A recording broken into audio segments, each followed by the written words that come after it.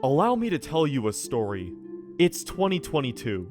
Then Brawlhalla World Champion Boomy got a Twitter DM from his old teammate, Sandstorm.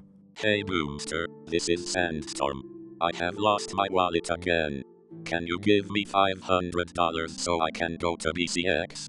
Scythe forever. Attached is one of Sandstorm's most iconic photos, except it looks as though it was ripped straight from LiveLeak. Now, this may come as a shock to you, but this wasn't actually Sandstorm. Somehow, Boomy figured this out and made a viral tweet about it. Well, Brawlhalla viral.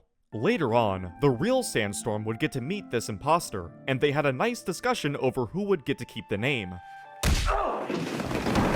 Sounds like a complete story, except for one thing.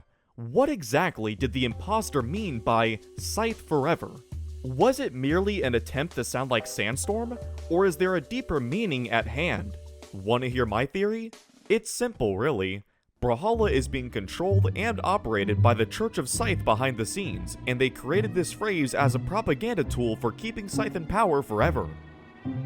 I really need to stop watching conspiracy channels. But still, it could be referring to the fact that Scythe is always on top.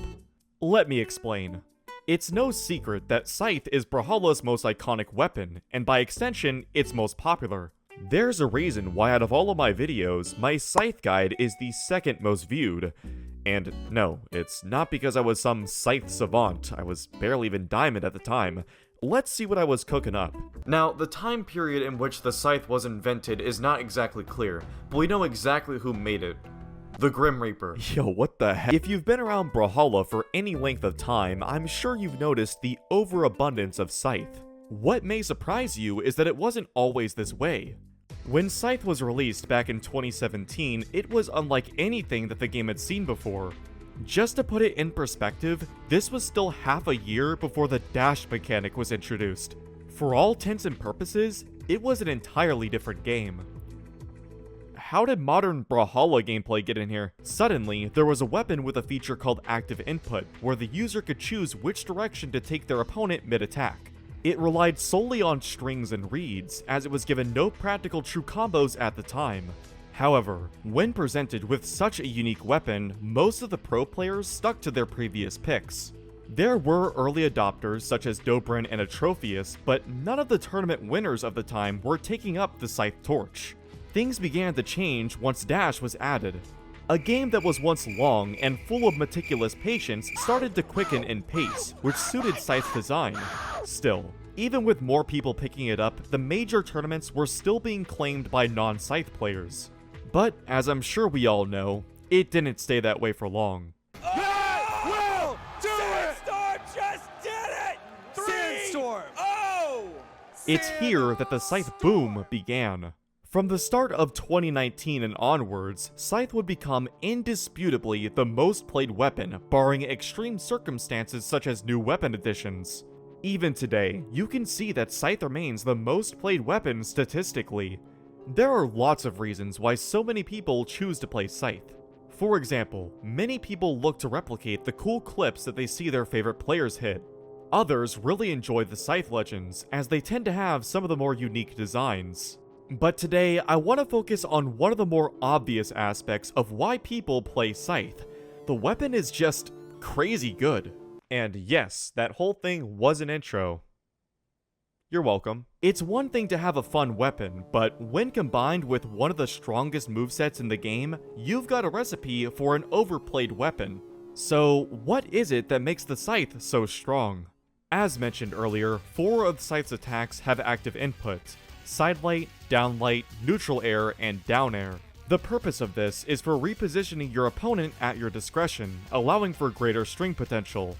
However, this comes at the cost of having essentially no true combos.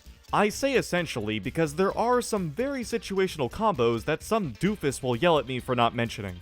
But Tripped, what about dare ground pound off the wall? Shh. I know, you have a Scythe problem. Even though it barely has any true combos, getting dodge reads with the Scythe can grant a much larger reward.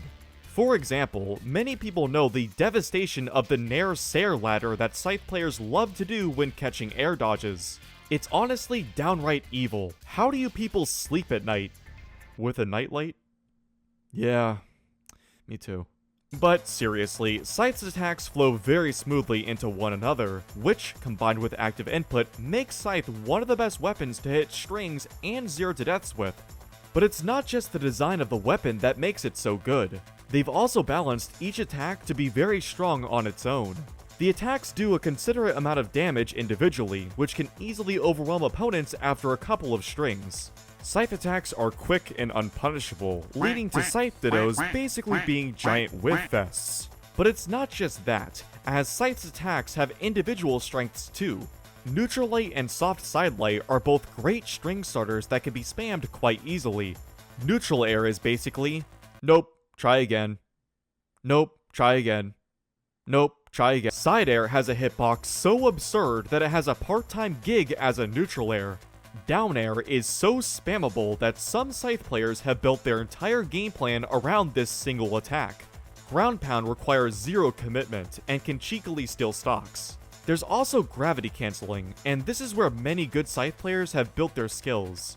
You'll often see them hit a gravity cancel neutral light or side light to start their strings, and then use a gravity cancel down light to end stocks early. Just watch old Sandstorm clips or Marky Moo if you need examples.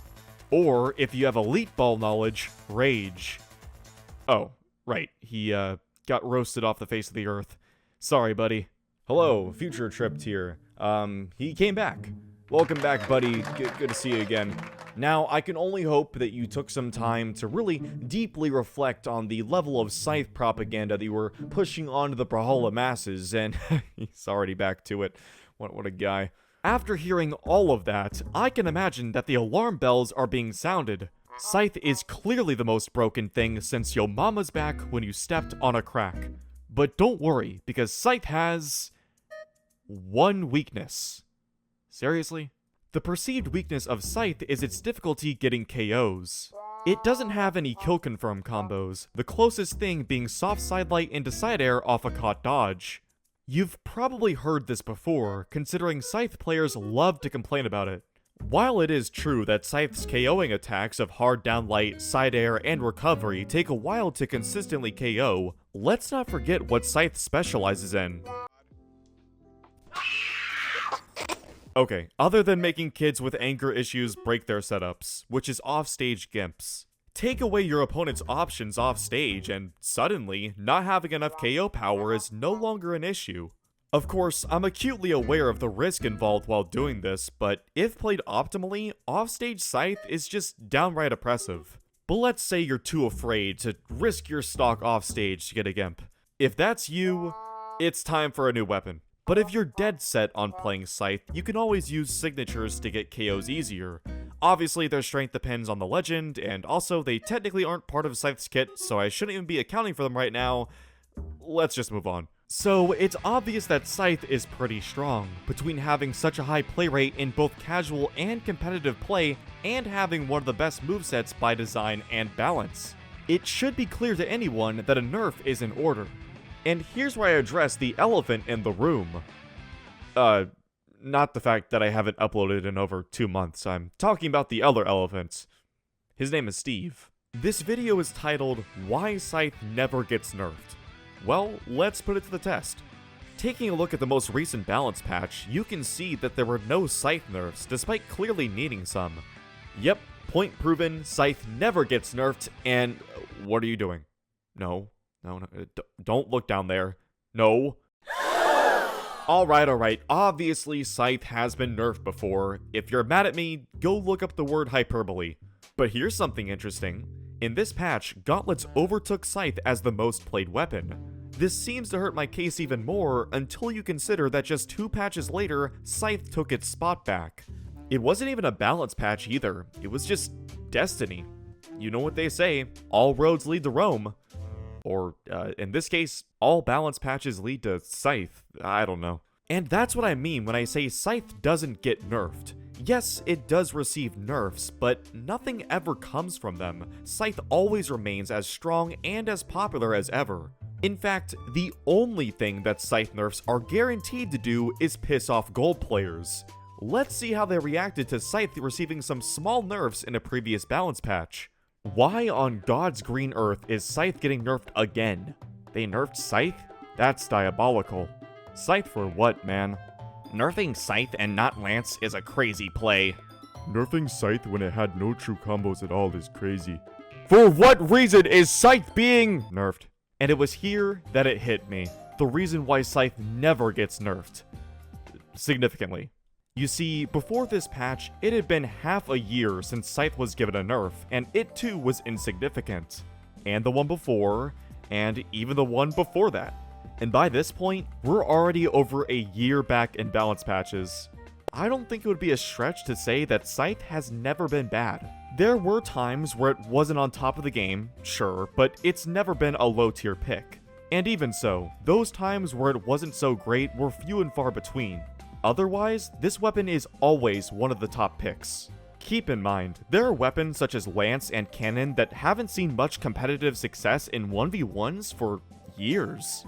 To be fair, these weapons are much stronger in 2v2s. But Scythe has never had this issue, as it still gets played at a high level in 2v2s where it's considered less favorable.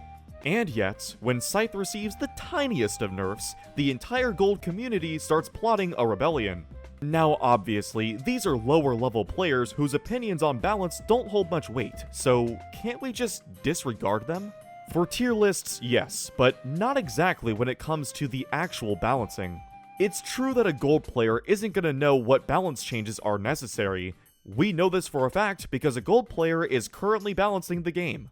But gold players, combined with the rest of the lower ranks, make up an overwhelming majority of the player base. If even a chunk of the player base is unhappy with a balance change, even if it's what's fair, it's going to lose Brawlhalla players and money.